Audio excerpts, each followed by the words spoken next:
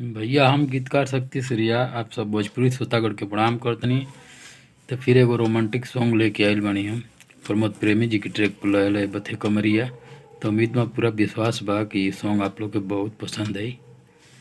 तो चलिए एक डमी देतनी। डमी कुछ प्रकार के बाटे। चैनल पर नया बानी तो सब्सक्राइब कर ली। एगो लाइक जरूर कर देवे सॉन्ग खातिर। कमेंट बताइए कि सॉन्ग कैसे लागल।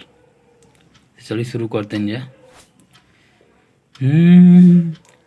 भइल भिनु सारावा जैती बहारावा सौसे लंगिया कोहरता। अरे भइल भिनु सारावा जैती बहारावा सौसे लंगिया कोहरता।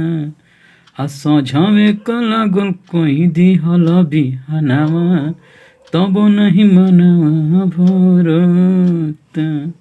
सझावे कला गोल कोई दिहल बिहानावा तब नहीं मनवा भरता।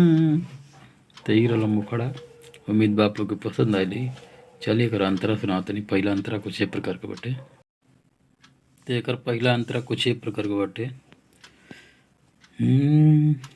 दिन रात चूसताड़ा होठवा के चटनी मुँह तोहर लागल बाजा वनिया के चौसनी। दिन रात चूसताड़ा होठवा के चटनी मुँह तोहर लागल बाजा वनिया के चौसनी। बटे न हो राय वाला चीज आए राजाऊ बतिया न मतिया में पड़ता।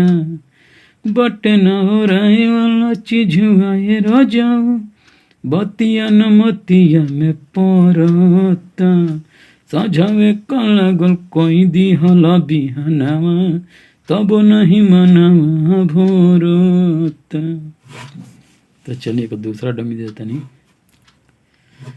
शक्ति सूर्या सिंगर देहिया बुझताड़ गूगल रहताड़ हरो घरी एक करे में डूबल। शक्ति सूर्या सिंगर देहिया बुझताड़ गूगल रहताड़ हरो घरी एक करे में डूबल। फिर आई रतिया मानी जाही बतिया यही से जीव हमर जोरत। फिर आई रतिया मानी जाही बतिया यही से जीव हमर जोरत। हाथ साझा में कला गोल कोई दिहला बिहाना तब नहीं मनावा भरत। तो उम्मीद में पूरा विश्वास भाई सॉन्ग आप लोग जरूर पसंद आई। तो चलिए मिलते हैं नेक्स्ट वीडियो में। तब तक बहुत बहुत धन्यवाद।